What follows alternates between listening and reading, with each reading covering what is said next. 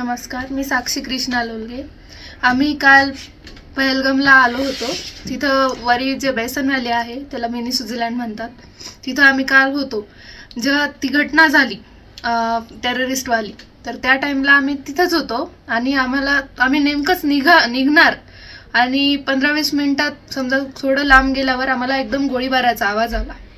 आम्ही तातडीने मग खाली गेलो। आमचे जे घोडस्वार हेल्पर आहेत त्यांनी आम्हाला तातडीने तिथून सर केले आणि आमचे जे कोऑर्डिनेट होते इथले जे काश्मीरचे कोऑर्डिनेटर आमचे जे IT सॉलिडेटनं ज्यांनी हायर केलं तिथं त्यांना ते अहमद भाई आणि अल्ताफ भाई यांनी तातडीने आम्हाला घेतले आणि हॉटेलमध्ये आम्हाला ट्रान्सफर केले। आणि जेव्हा आम्ही हॉटेलला गेलो आम्हाला कळालं की अटॅक झाला आणि आम्ही जसं रस्त्यात बघत होतो तसं CRPF आर्मी वगैरे हे सगळं चालूच होते आणि आम्ही जसं खाली आलो तसं कंटिन्यू आम्हाला केदार सरांचा ITC ट्रिपचे जे हेड आहेत त्यांचा कंटिन्यू रितू मॅमचा आणि केदार सरांचा कॉल चालूच होता आणि त्यांनी आम्हाला कंटिन्यू आमचं म्हणजे विचारपूस करत होते की तुम्ही सेफ आहात ना, तुम्ही सेफ आहात ना।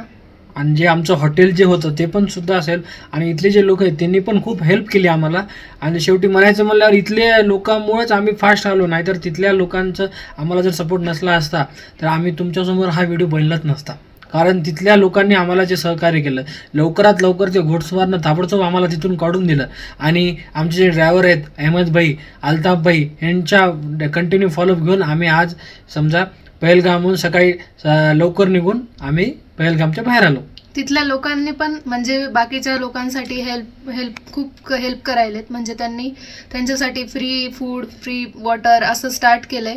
आणि मेन म्हणजे त्यांनी आम्हाला बिलकुल असं काही वाटू नये याच्यासाठी खूप काळजी घ्यायलेत, भीती वाटत नाही ना म्हणून कंटिन्यू चेअर करायलेत, काही होत नाही असं म्हणजे खात्री द्यायची काम करण्याचं त्यांनी। आणि आपली जी सेंट्रल गव्हर्नमेंट आहे मोदीजीची जी आहे आपली BJPची, तर त्यांनी कंटिन्यू ते फॉलोअपमध्ये घेऊन आर्मी हे ते सगळ्या जे हे आहेत म्हणजे टुरिस्ट लोक आहेत त्यांच्या कंटिन्यू फॉलोअपमध्येच आहेत, त्यांना नेणं हे करणं।